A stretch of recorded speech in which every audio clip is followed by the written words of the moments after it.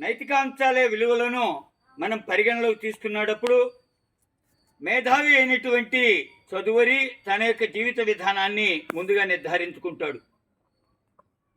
కుటుంబ వ్యవస్థ నుంచి విడబడినటువంటి బ్రహ్మచారి గురుకులంలో ఉన్నతిలో తానే మిన్నగు రీతిలో తయారవ్వాలి అనేటువంటి ఆకాంక్షతో గురువుకి చేరువై అతని యొక్క వాక్యానికి అనుసంధానవర్తుడవుతాడు.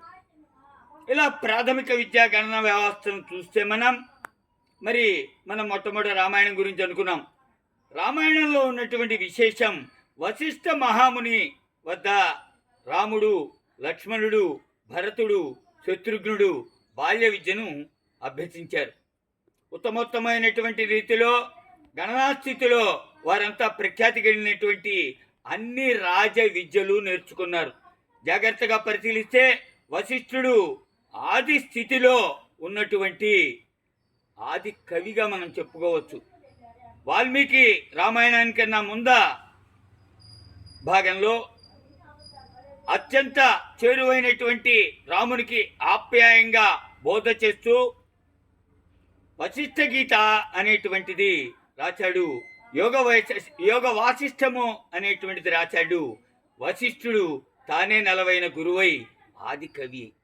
జాగ్రత్తగా పరిశీలిస్తే అది కావ్య పరంపర కాదు, బోధనా పరంపర. కాబట్టి ఆది కావ్యంగా రామాయణానికి విలువ వచ్చింది. మరి ఈ వశిష్ఠుడు రాసినటువంటి వశిష్ఠ గీత కావచ్చండి, యోగ వాసిష్టం కావచ్చండి, అనేక గ్రంథాలు ఇప్పటికీ ఉత్తర భారతదేశంలో ప్రతి నోట బట్టి పట్టబడతాయి. అనేక విశేషాంశాలు అనేక తావులలో తర్కించబడతాయి. మరి ఇలా మనం పేర్చుకుంటూ పోతే మొట్టమొదట ఉన్నటువంటిది కుటుంబం నుంచి విడిపడిపోవాలి.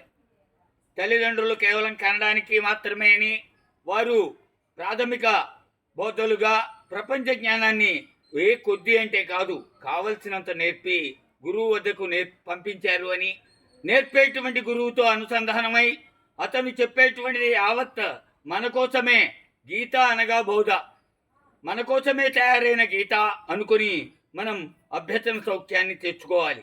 ఆ తర్వాత మనం అభ్యసించినటువంటిది పలువురు అభ్యసించడానికి లేదా పలు చోట్ల సిద్ధించడానికి కావాల్సిన కార్యనిర్వహణ చేయాలి. ఈ రెండు మార్గాలు మనకి రామాయణము ఆది కావ్యంలో ప్రస్ఫుటంగా వశిష్ఠుడు నోట దశరథేయులైనటువంటి రామ, లక్ష్మణ, భరత, శత్రుఘ్నులకు వినిపించడం మనం చూస్తాం. తరువాతది మళ్ళా కలుద్దాం.